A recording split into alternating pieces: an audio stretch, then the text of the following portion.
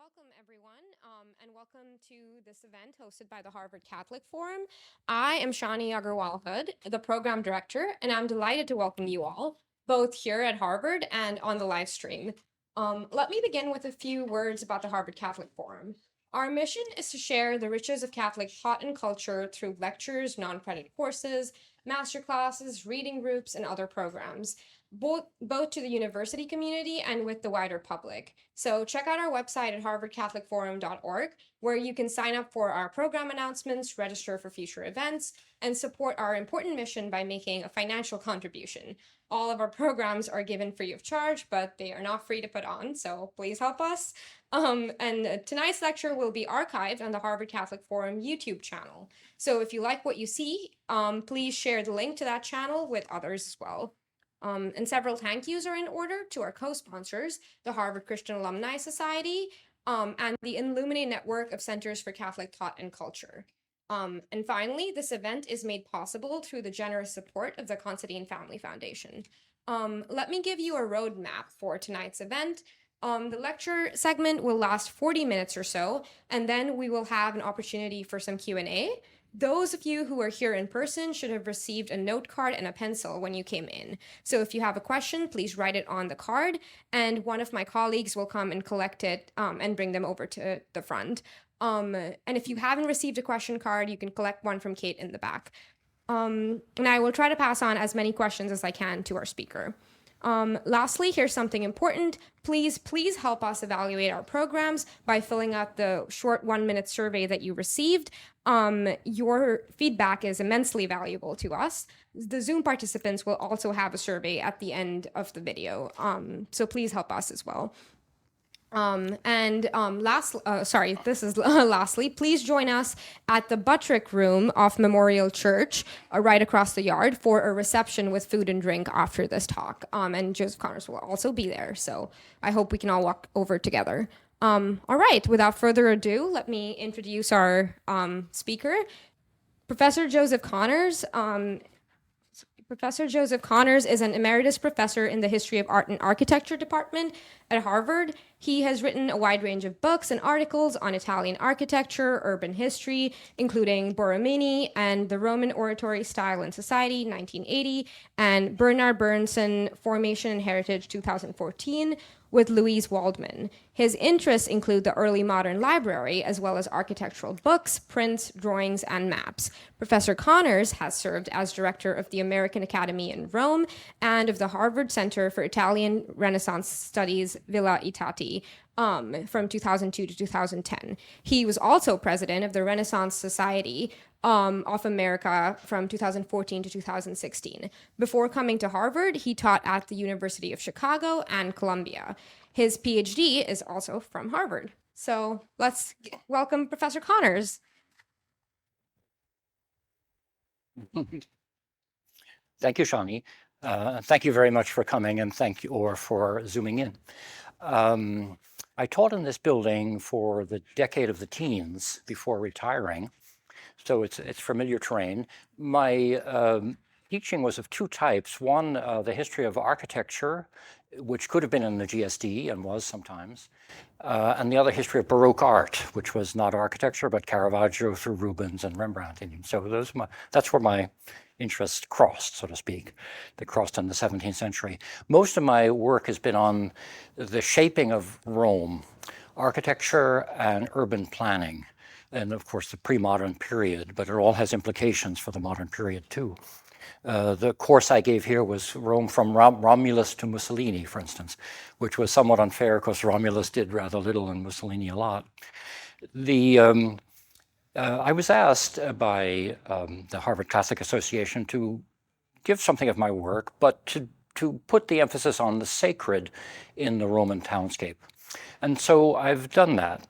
I'd like to introduce you to three women, or three images, let's say, of women. The subject of this is obvious. The Blessed Virgin with child, which is in a church called the Vallicella, the Little Valley. And this is the Madonna della Vallicella, which will occupy the first third of the lecture.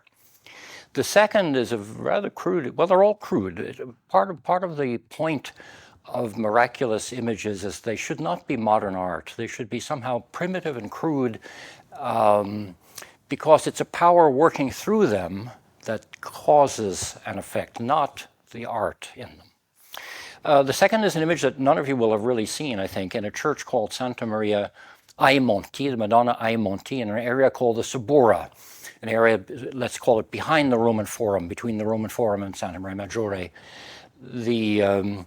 It's on the high altar of a church, and I'll begin to explain why. And it's the center of a project that I am starting called Town Planning Madonnas, how they shape the urban fabric.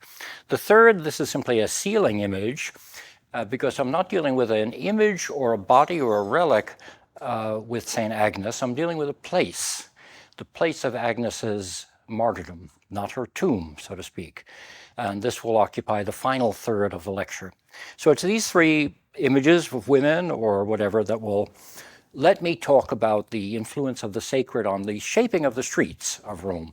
Now, I used to ask the question, how many of you have been to Rome? And the answer is almost always, most people have been to Rome. But the sub-answer is always, and we were really confused. Because aside from some of those straight streets, like the one leading to St. Peter's or the Corso, it is a confusing city. When you see it here from the air, you can see St. Peter's on the left, and on the lower right, the Capitoline Hill. I used to like to call it a bipolar city, a city with two poles.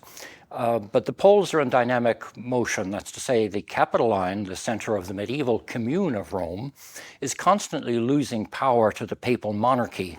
And the aristocratic representatives of the commune are constantly losing power to the new cardinals and their families, which of course cluster around the Vatican. And this is very evident in the town planning and palace building too.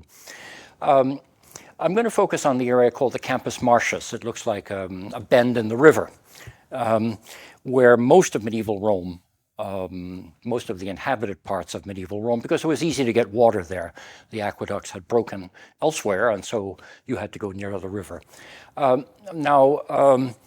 In this older part of Rome, there's my third image. Oh, I'm pressing the wrong button, sorry. There we go. Right. Of course, anybody who goes to Rome notices there's one very straight street, the Via Lata, we call it now the Via del Corso, which represents the very first mile of the Via Flaminia, leaving the ancient city on the bottom of the Red Line and going through what was empty land when it was laid out in the early 200s BC to get to the Adriatic, basically. But the city was built up around it, and so for all of history, you've been able to see at least one straight street in Rome, the Via del Corso. But other straight streets represent political power. They are the products of ambitious popes and their families and their sense of their worth. And the first of them in the Renaissance is about the time of Columbus, the Via Alessandrina, which goes from the bridge on the Castel San Angelo to the door of the Vatican Palace, not the door of St. Peter's, but it still goes to the door of the Vatican Palace, which is embedded in Bernini's piazza. The next Pope, Julius II, puts in two streets, the Via Giulia, named after him, and the Via della Lungara, named after him. So there you get two streets that are relatively wide and completely straight. But then the papacy continues to insist on where there's room and demolitions don't cost that much. So for instance, Leo X, the Medici Pope in the teens of the 1500s, connects the northern piazza with the Medici Palace near Piazza Navona. That you might call that the Via Leonina, Leo X.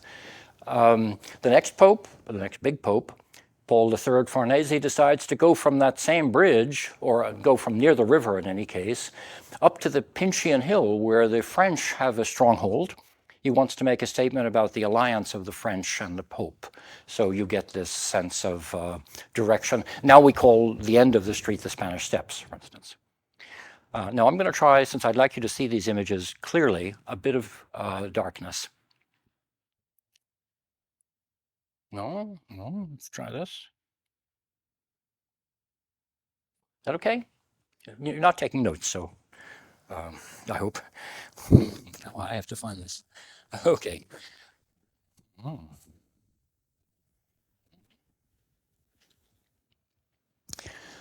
Um,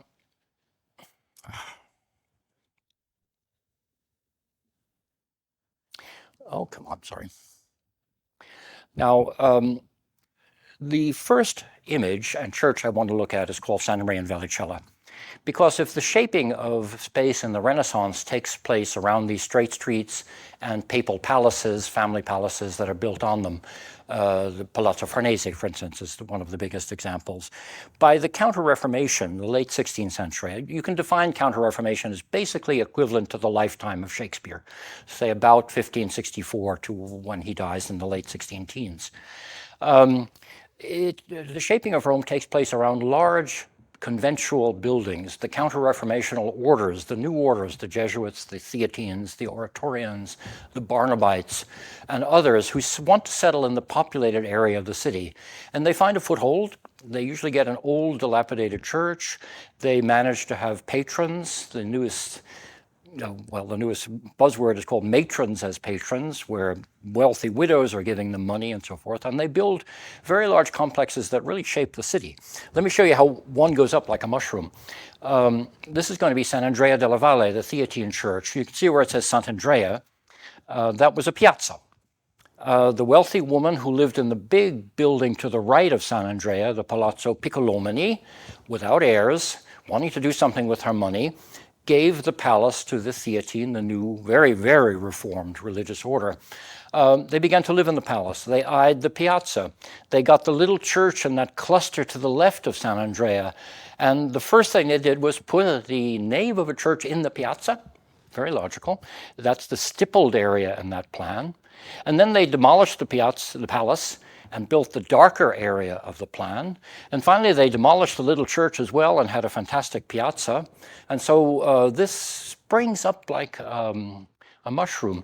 The maps of Rome, which are so fantastic, show us the fully formed Theatine church of Sant'Andrea della Valle. But all you have to do is climb to some of the rooftops around it and have a look to see this enormous ship, basically, which has that nave built in the piazza, a fantastic cupola by the same architect of St. Peter's, Maderno.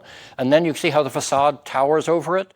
All these Roman facades are like the Wild West in a way. They tower over the church behind them. And here's this most majestic of Roman facades. This is what every order wants to do. And in doing, they're shaping the area around them too. Now, this is another of these churches. It's still in embryo. It's the Vallicella, Santa Maria in Vallicella.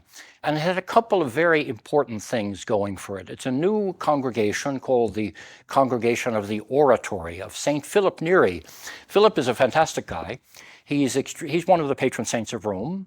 He's extremely fun and humorous and at the same time visionary and artistic and musical and weird and funny way. I mean, he loves to joke, he loves practical jokes and so on.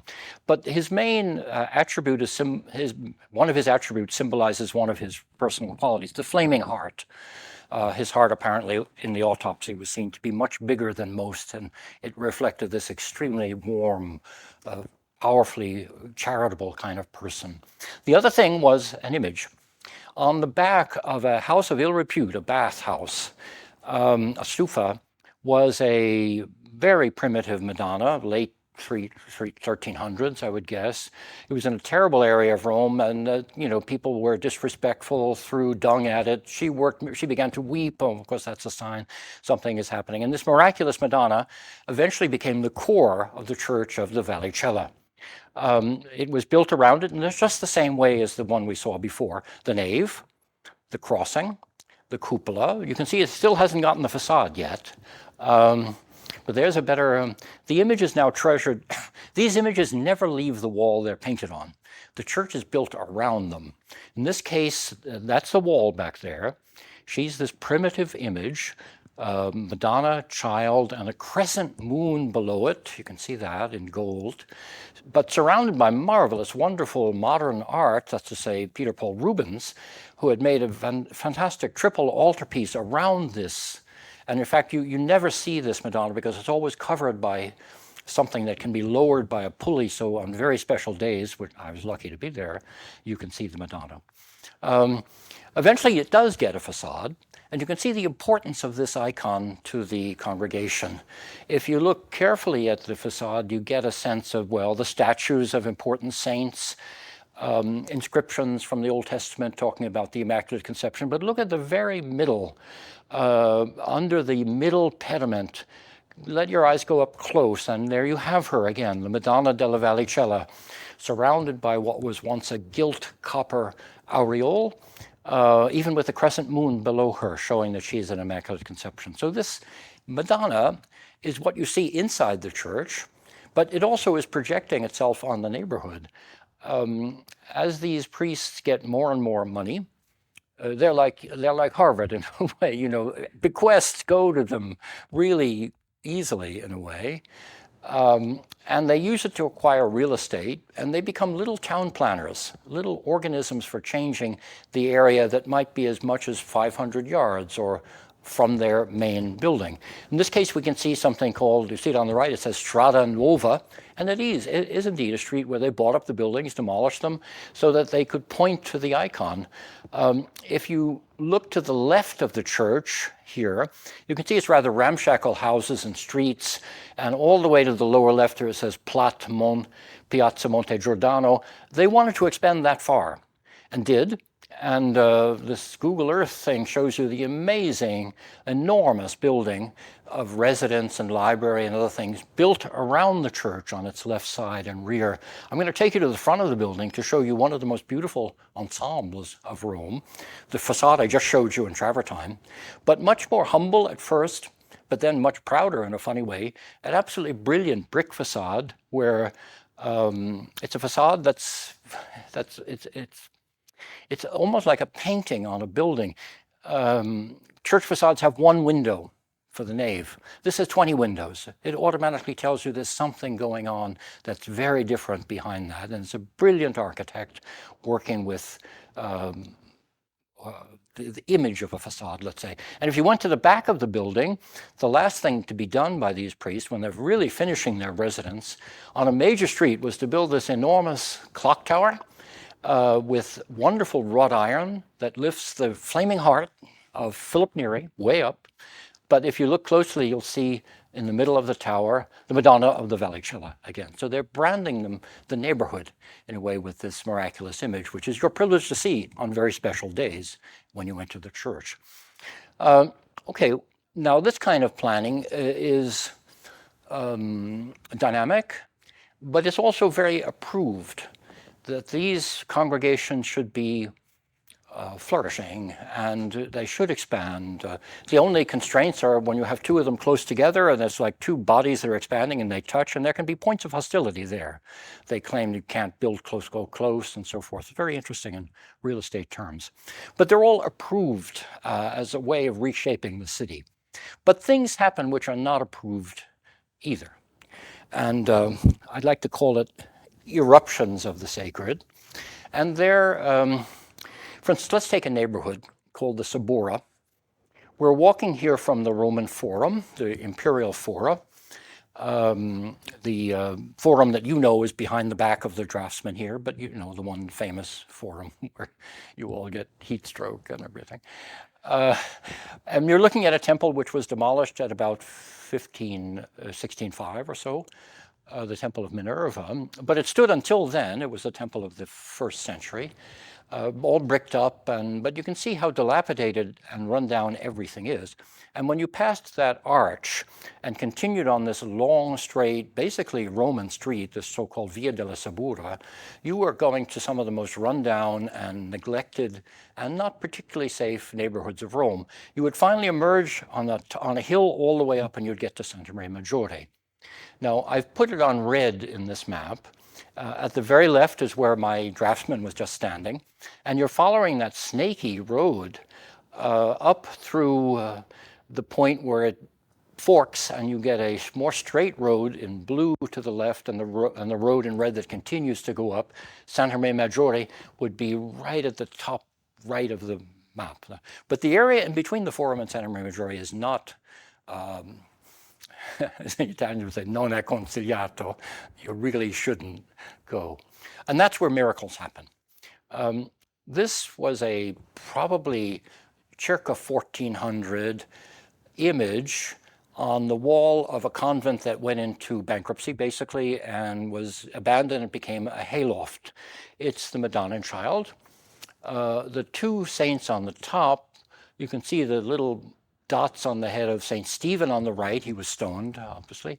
St. Lawrence on the left.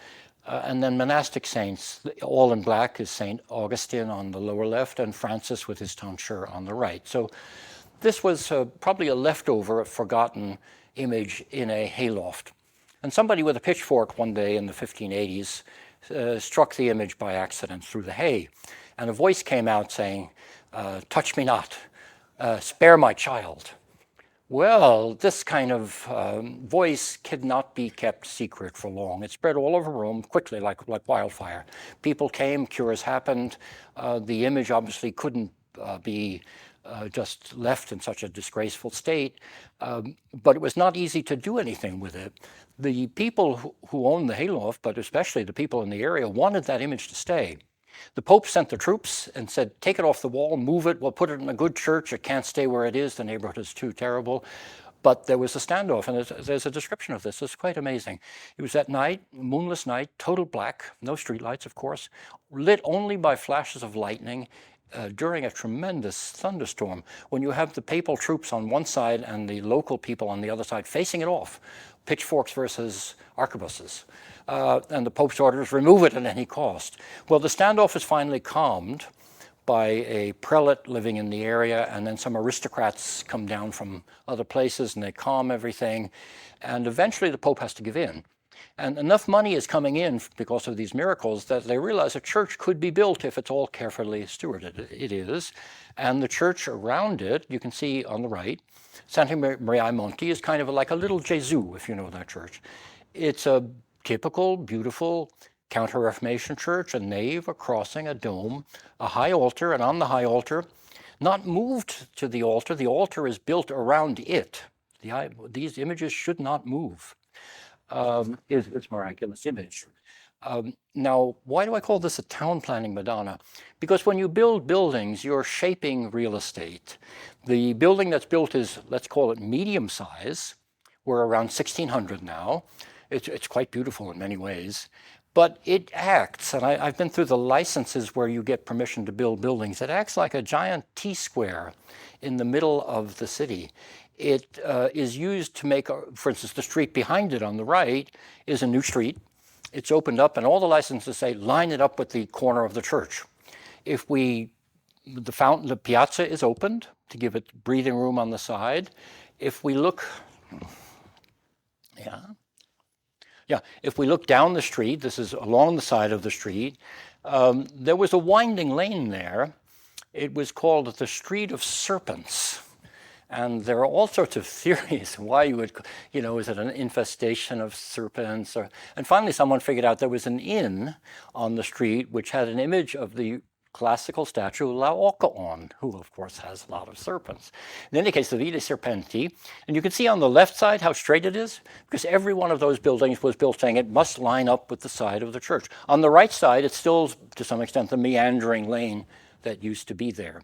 And then when we go to every church has to have a facade. This is a particularly beautiful one in a way. We're about 1590, I think. And you can see the way Della Porta, the architect, fits it into a very narrow space. It's on Via della Subura. If you walk back and approach it from the right side, you can see it's carefully jutting out to give it a certain prominence. And then a convent, or this is called a catechumeni, a college for converts, is built around it, and it too feels it has to trademark the area.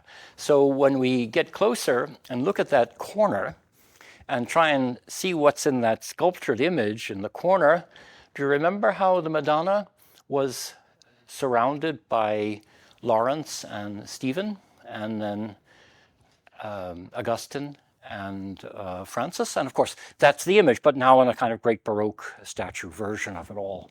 So this Madonna incident, at first disowned by the church, with an attempt to move it and to stop the rabble from claiming it, eventually becomes a center in which an area can claim, we are underserviced by the institutional church.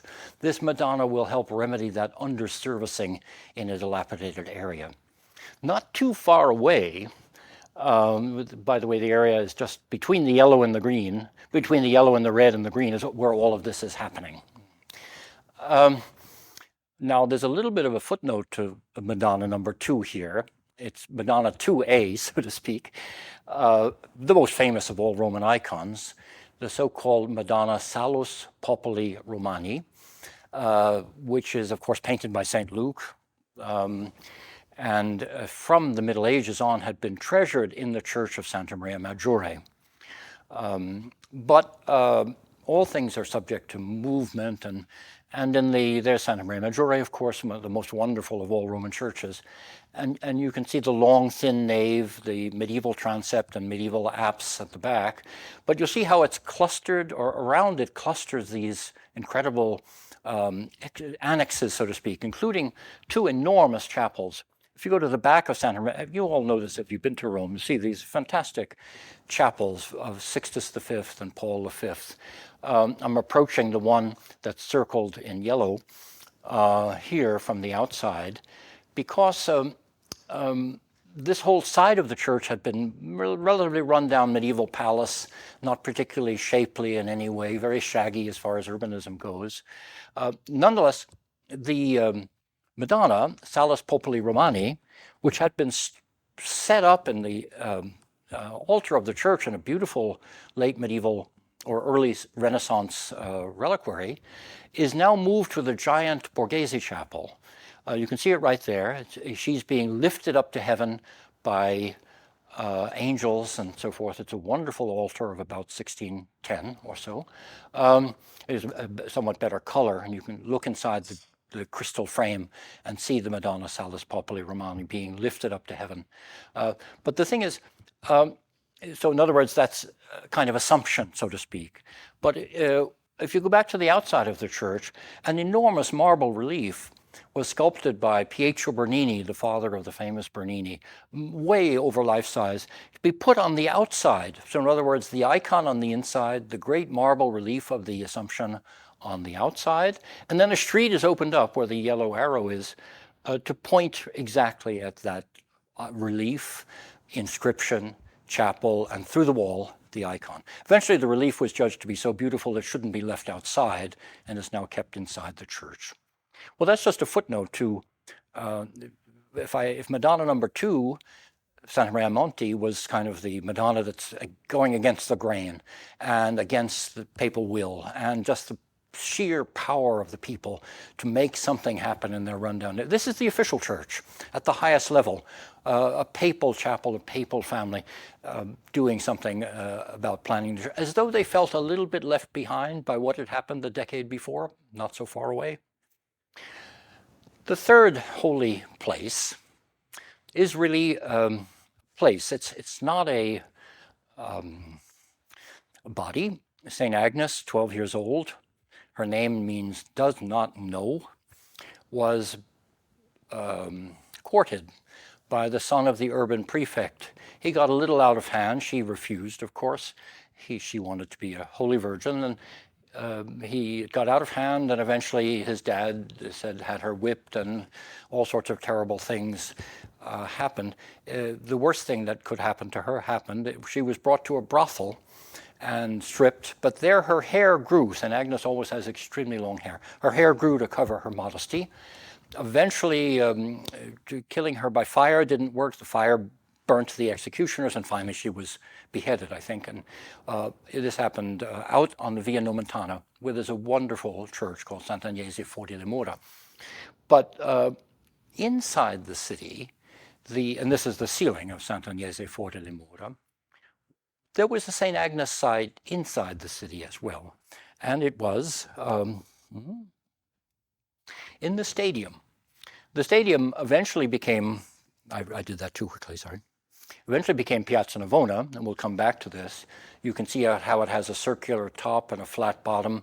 You might think at first circus, but circuses are much longer and have a spine down the middle so chariots can go around.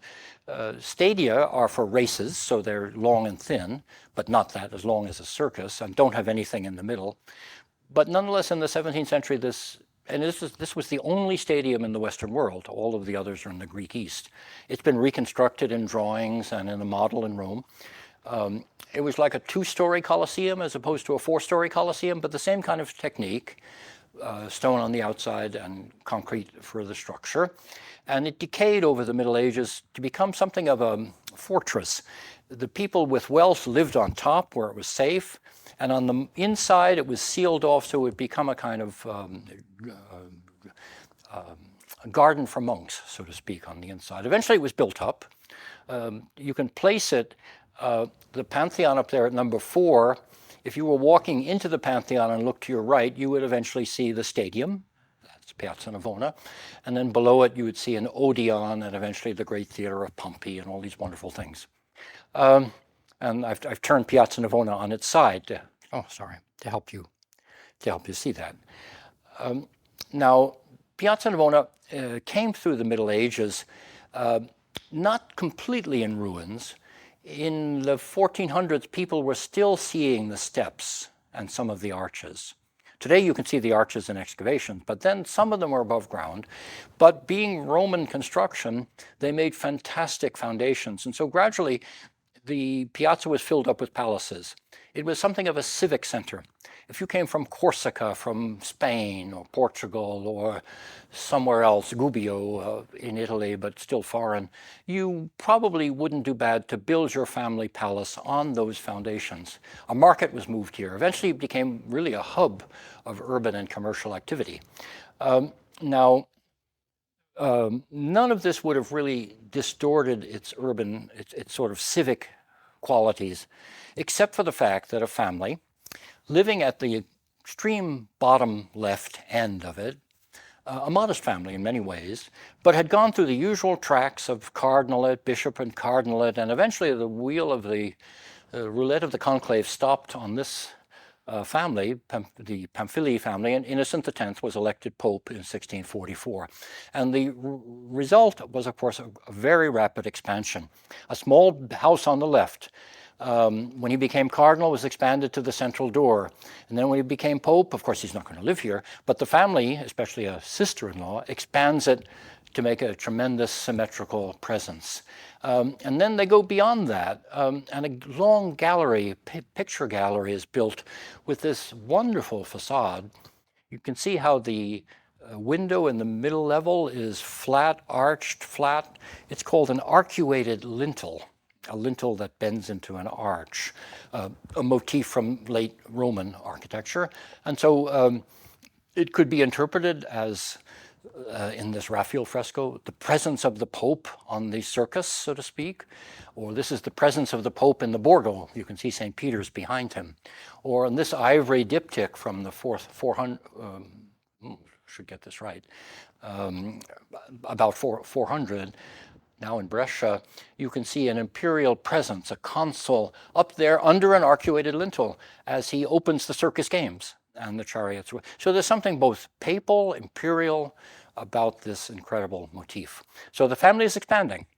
It still has nothing to do with the sacred. It's the ambitions of a very lucky and wealthy family. Eventually the next thing is a fountain, the most famous of all Roman fountains, the Bernini Four Rivers Fountain. Not going to dwell on it too much. It's, of course, a lot of fun to go there and figure out which river is which. We're looking at the Ganges, and the Danube has got his back to us. If we walk around South America in the form of the Rio de la Plata, is raising his hand up to the obelisk. Rio de la Plata? If you were going to do a river, would you pick that? Why wouldn't you pick the Amazon, for instance? Well, you have to remember, this is 1646. In 1640, Portugal had rebelled from Spain, from the Habsburg monarchy, and therefore you couldn't have this rebellious, the Amazon is Portuguese, as everybody knows, so you couldn't have a Portuguese river here in the center of Rome. So they shift to the next big river, Spanish Platte. In any case, Bernini not only does this fantastic allegorizing of rivers into bodies, but he's extremely thoughtful about how the earth is made up. He's looking at current geology, which thinks of the earth as full of hollows, which can contain fire or water, and under great pressure, the water can come flooding out. In fact, that's how you got the deluge, and had to go back somewhere. Or fire can come out. This kind of thing is the scientist, philosopher Athanasius Kircher, who thinks this up, has explored Vesuvius and Etna. So they're quite conscious that Earth is like a palace underground full of empty rooms and windows. And Bernini is like that too. And when you look carefully at the stonework of the fountain, you can see how it slides and slips like that. It's the sturdiest foundation in the world for a very heavy obelisk. All the joints are completely horizontal, but the appearance is of slippage of faults, like in this nice picture I have over here of some granite formation that's been pushed up with slippage in it too. All right, so we have the palace that's expanded. It's added a gallery. It's added that fantastic fountain, which is just out of sight on the right. But the expansion is inexorable. And the next thing that was needed was, well, why not a shrine to a family chapel, for instance? So the eye is on real estate. But what is there? Well, the thing is, what is there? If you go under the surface of the piazza, as in this beautiful 18th century print, you'll find yourself in the arches or the substructures of the stadium.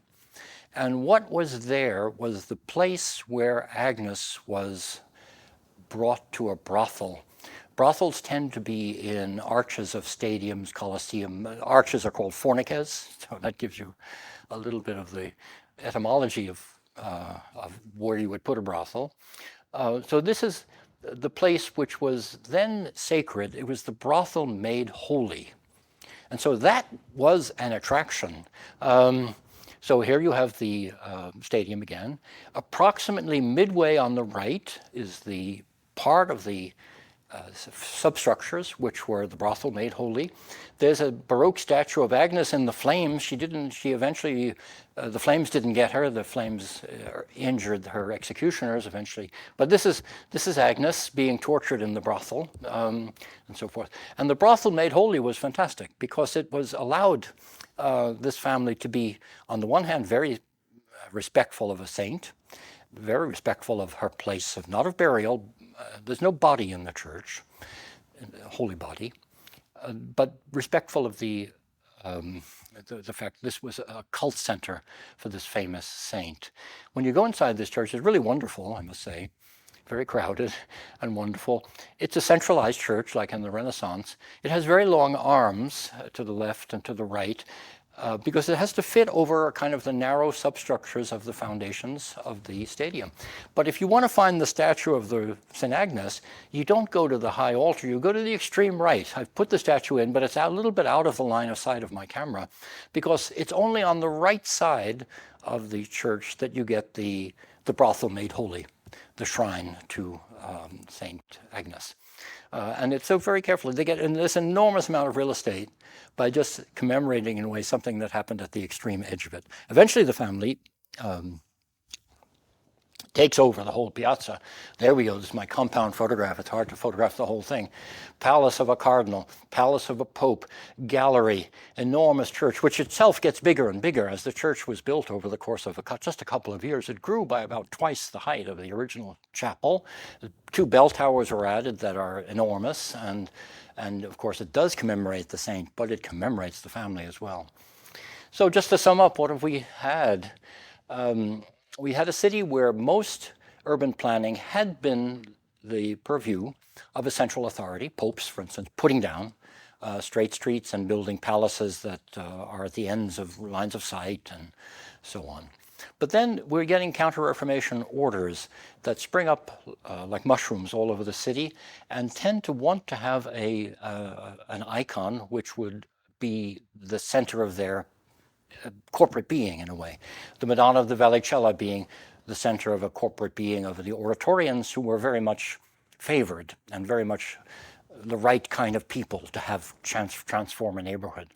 Then you get the middle image, the Madonna Ayamonte Madonna, these were not the right kind of people at all. They were the riffraff and the poor and the people who owned the hayloft and so on, but who were desperate to be serviced by the institutional church and who forced the institutional church to recognize the miracle and eventually to let them build their church.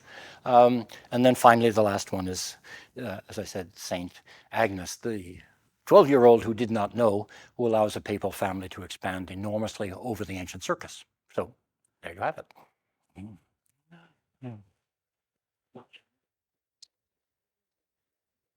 Well, there we go.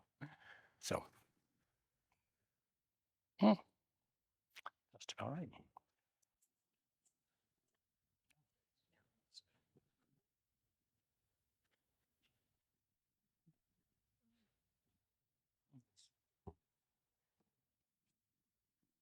So we're going to take some questions from the audience now.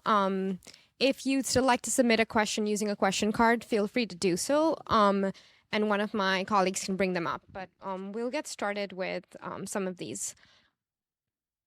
Is the audio? Let's start. Can we see any examples of pre-Christian Roman religion shaping the city in a similar way? How does papal leadership interact with these examples? Well, there's one pre-Christian religion that is kind of central. But of course, these are things studied by medievalists rather in depth, more depth than me. But of course, you have the conversion of temples. They're not early. The Pantheon is converted only in the 600s by bringing martyrs' remains from the catacombs into the city. Santa Prassede, of course, that's not a conversion. But there are so many temples that are not converted, that are simply plundered and used to make the churches. I'm trying to think of other examples. Well, the round temple by the Tiber becomes a church. There's a square temple by the Tiber called the Temple of Portumnus that becomes a church as well. But these are kind of latish in the Middle Ages that they become churches. So Mithraea, there are many in Rome, and I don't find them used. There's a famous Mithraeum used under San Clemente, but that's because San Clemente is built over a lot of many substructures underneath it, many layers. But I don't think they're sort of saying we've now dominate over Mithras. Mithras had lost, basically. That's a rather undeep answer, but. Okay, so the next question is, how does Baroque architecture fulfill the primitive crudeness of sacred art? And I guess relatedly, a question would be, what interaction do you see play out between the sacred and profane in Baroque art versus kind of the other periods? Okay, well, your first impression of Baroque art is it's not the primitive church. Okay. And much Baroque art is highly decorative and even propagandistic in a way. Or certainly exploitive of wealth in the sense of silver and, the most precious materials, like in any of these great Roman chapels. On the other hand, at the opening of the Baroque age, 1600, there's an incredible interest in the remains of the early saints.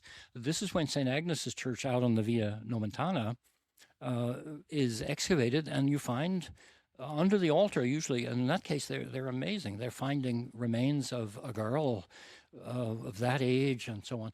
Under St. Cecilia, they're finding a body which is then imitated in the wonderful sculpture by Stefano Maderno of this girl who's lying with her throat cut but not yet dead, and she's saying three with her fingers, Trinity. So in this age, at the opening of the age, there's incredible interest. The Oratorians, whose church I showed of the Vallicella, are famous for their interest in early Christian archaeology. Philip Neri loved to go to the catacombs at night, and must have been a little scary, but I mean, he would have visions in the catacombs, and his followers are famous for their scholarly exploration and publication of the catacombs. So does that mean, well, it was a phenomenon of the early 20th century, maybe earlier, that Baroque interiors were thought to be so out of harmony with the early church that in their restoration, this was all stripped off. And you got the primitive church. So that view of what the primitive church looked like, kind of Bauhaus, of course, was incompatible with Baroque art. But the people who made Baroque art were fervently interested in the early church. Complex answer? I guess relatedly, what relationship do you see between Baroque art and Gothic art and architecture in terms of innovation versus tradition and sort of navigating the relationship between the two? Oh, well, of course, there's not much Gothic architecture in Rome. For Gothic, you've got to go up basically to Milan. And around Milan Cathedral, there's incredible interests in what is Gothic, basically. How does it stand up? What's the science? Is it made out of triangles or whatever? So and of course, Milan Cathedral is constantly being finished. It's only finished in the 18th century. So there's a tremendous interest in what can you do now that we're in the age of Shakespeare or whatever, of Bernini, to finish a church that really is Gothic. But the question was asked about innovation and so forth. Not particularly early 17th century, but by the later mid 17th century, you had people thinking a lot about how experimental Gothic really was. The most famous was the Turinese, the architect Guarino Guarini, whose work is now only preserved in Turin, but who built in Paris and in Messina and everywhere. And he explores the whole idea of Gothic that is made to make you a little bit afraid and very wondrous that these great piles of columns can stand on almost nothing. And he regards this with incredible praise and so on. So the Gothic is a live thing in the late Baroque. Of course, most famously in the 18th century in the Baroque lands of Bohemia, where the Counter-Reformation, of course, won back so many abbeys that had been demolished or let go into ruins, and rebuilt them. And there you get something called Baroque Gothic, which is exactly that. It's weird. I mean, it's fun and weird. And some very great architects are doing pointed arches and rib vaults and so forth, but they're Baroque too. Thank you. Okay. And then this question, this will be the last question. So, although he was Archbishop of elsewhere, what influence, if any, did Charles Borromeo have over Baroque architecture in Rome? And, if you see other such personalities sort of emerge. Yeah, well, Borromeo is the most famous churchman of Milan. I'm not a Borromeo fan for some reason, but nonetheless, his influence is enormous. And he writes a book about how to decorate churches, how to outfit churches, what kind of altars you should have, where they should face. That's very influential. But he's not an inspiring person for architecture. I mean, he works very closely with an architect called Pellegrino Tibaldi in Milan. The Jesuit Church of San Fedele in Milan, for instance, a beautiful church where the archbishop is really, I mean, it's like Paul III Farnese in Rome working with Michaelangelo. It's a close relation of archbishop and artist. But the person who is really more interesting to me, anyway, is his nephew, Federico Borromeo, who is much more of a humanist, who believes in the goodness of the natural world, who collects Caravaggios and Flemish nature paintings, who's a more gentle character in a way. And of course, both of these are in Milan, but they're shaping taste in a way that does get to Rome eventually. Anyway, that's my thought about Borromeo. Complex person. There are endless convegni, conferences, and everything about Borromeo that you can get into if you really get into it. I guess since we have one more thing. Those of you who know Borromini's churches, the most famous of his little churches is called San Carlo e le Quattro Fontane, or San Carlino. That's Charles Borromeo. Okay. Now, why?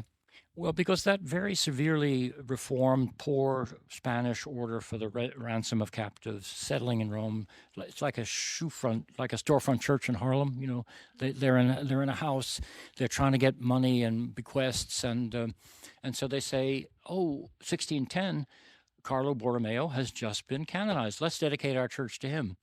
But the thing is, everybody does that. And so it's famous around Rome saying there are two great churches that are dedicated to San Carlo Borromeo, and both of them are claiming to be first. But they all forget about San Carlino, which was so small no one noticed it, which was probably was first. So why him? Well, one of those churches, the great ones, is a Milanese church. So that's obvious. He's just been canonized in 1610, so it's perfect. Why San Carlino, this little Spanish, have nothing to do with him? Well, he is obviously known for his austere reform. He's so austere that there was an assassination attempt on him at some point by an order he had suppressed. So, wow, he's a tough one. And the Spanish order, it thinks of itself as a very severe reform of a medieval order. And so Carlo Borromeo, not as Milanese archbishop and not as the dictator of how you build churches, but as a patron of severe reform is why they take him on. The full title of the church is the Church of St. Carlo Borromeo and the Trinity of the Spanish unshod Trinitarians of the Ransom. Since we have a few more minutes, I would love for you to touch a little bit more on the point you made about naturalism and kind of the influence of nature in Baroque art and architecture, since you mentioned that, if you could say more, and kind of what natural forms are really being played with. Well, what is nature? What is nature? Well, nature and painting, okay, not my subject, but obviously there's a tremendous love of landscape in the 17th century, not invented as a genre, it's invented a century earlier, but the great Annibale Carracci and many others, Poussin, my God, the amazing Claude Lorrain, the best landscape paintings you'll see in museums are 17th century Baroque. So there is a great love of landscape. People, of course, get beyond the bounds of the city of Rome, where there are brigands and mosquitoes, but nonetheless, they penetrate into these areas up on the Tiber Valley and take their sketchbooks and they don't paint outside, but they're practically outdoor artists in a way, or at least someone like Claude Lorrain is. So that is one of the great currents of 17th. It's one of the currents I love most of the 17th century. What about architecture?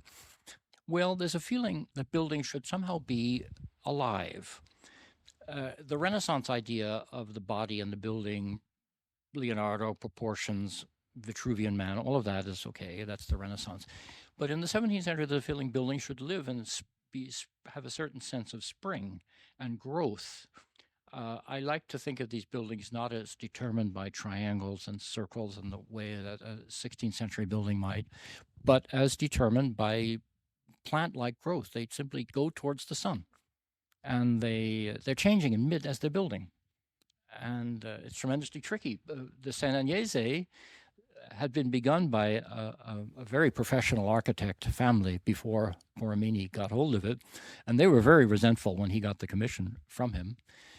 And they say he's raised it so much, it's like taking a statue that was meant to be, taking a statue base for a statue that was meant to be 10 palmi high and making it 60 palmi high.